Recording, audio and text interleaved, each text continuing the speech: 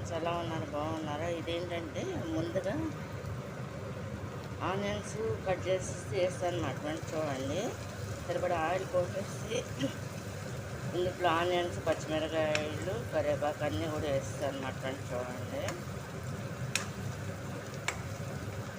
ఇది చికెన్ కర్రీకి అనమాట ఫ్రెండ్స్. చూడండి,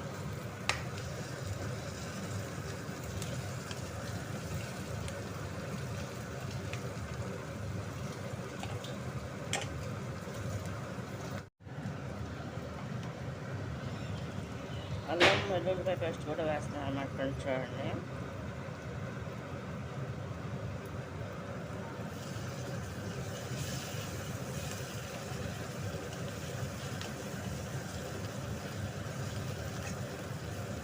పచ్చి వాసన పోయేంత వరకు ఇట్లా ఫ్రై చేసుకుంటూ ఉండాలన్నమాట.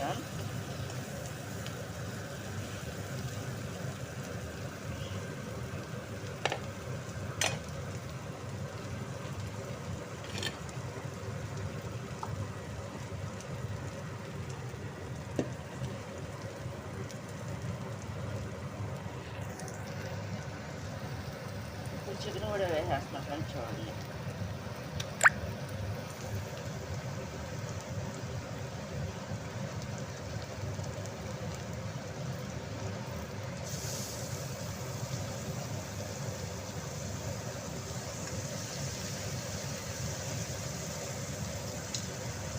అంటే దీన్ని ఇగురు కూరగా ఉల్లిపాయన్నమాట. చూడండి,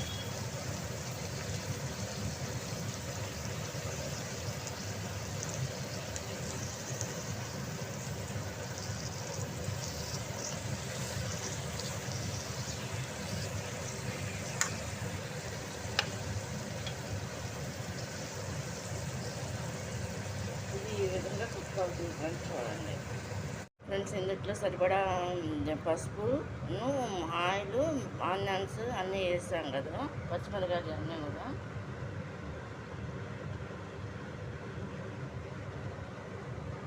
దీంట్లో సరిపడా సాల్ట్ కూడా వేస్తున్నాం ఫ్రెండ్స్. చూడండి,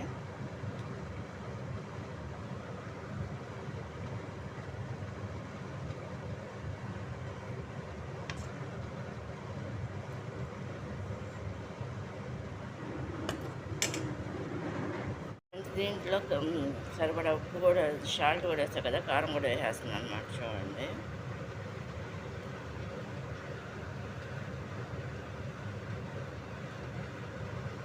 అంటే పచ్చిమిరకాయలు ఉండటం వల్ల కారం తక్కువ వేస్తున్నాను అన్నమాట ఫ్రెండ్స్. ఇది వేసుకుని దీన్ని ఈ విధంగా కలుపుకోవాలి. చూడండి,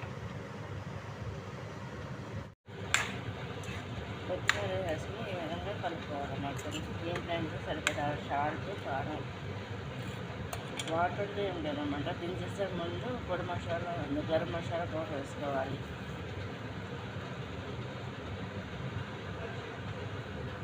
ఫ్రెండ్స్, ఇది దాని కుక్ అయిన తర్వాత వాటర్ వస్తుంది కదా ఫ్రెండ్స్, అది ఈ విధంగా వస్తుంది అన్నమాట చికెన్ అంతా కూడా.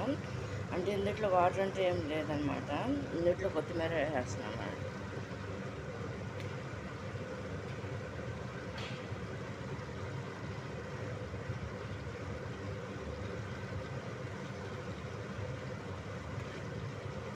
కూర అయిపోవచ్చిందనమాట. ఇందులో మసాలా కూడా వేస్తాం. ఓన్లీ ఏంటంటే ఇందులో ఆయిల్తోనే ఇది కుక్ అయిందనమాట ఫ్రెండ్స్. ఇది కనుక నచ్చట్లయితే చేయండి, షేర్ చేయండి, సబ్స్క్రైబ్ చేయండి ఫ్రెండ్స్.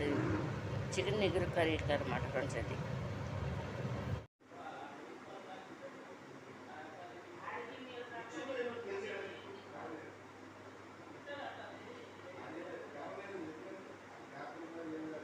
ఓన్లీ ఆయిల్తోనే ఇట్లా కుక్ అయిందనమాట ఫ్రెండ్స్ ఈ కర్రీ.